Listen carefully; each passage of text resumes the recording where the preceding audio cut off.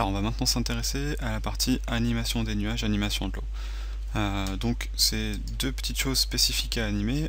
Pour les nuages, déjà vous allez voir qu'il va falloir donc se rendre dans la partie Heliodon, forcément avoir les nuages actifs. Ensuite il vous reste juste tout simplement ici à aller sur le bouton animation qui est tout à droite de l'inspecteur Heliodon. Vous allez donc activer le vent, donner une puissance, une direction, faire OK, et dans ces cas là quand vous allez cliquer sur play vous allez voir que les nuages vont donc bouger. Ça se fait automatiquement donc en fonction de cette opération que vous allez réaliser là, l'activation du vent et la direction plus la force.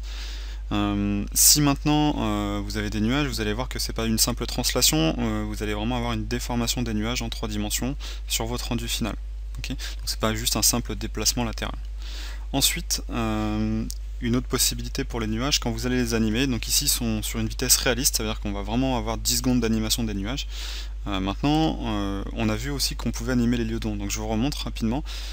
Si vous allez passer par exemple les nuages, on va mettre, je sais pas, ici 16 heures, vous allez voir que les nuages vont faire comme si vous étiez en mode accéléré, c'est-à-dire que forcément ici donc on passe de 14h18 à 16h18, on va avoir 2 heures qui sont calées sur 10 secondes d'animation. Donc vous allez avoir en fait 2 heures de défilement des nuages. Et vous allez voir que ça va aller assez vite. Voilà.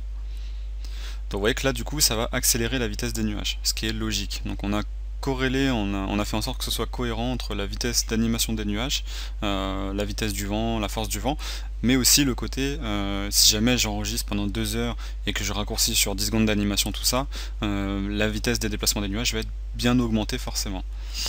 Ensuite vous allez pouvoir animer l'eau. Alors l'eau c'est un peu particulier, juste je vais vous montrer ça sur le sol ici.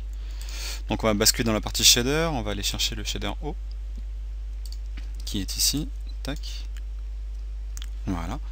Alors l'eau c'est un petit peu particulier, il y a une seule chose à faire, ça va être tout simplement de cocher la petite case animation qui est ici.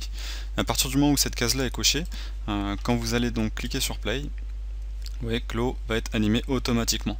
On va tirer parti en fait tout simplement ici des paramètres de hauteur de vague et de planéité, et on va animer en fait ces paramètres là pour faire donc bouger l'eau et pour l'animer sur votre rendu final.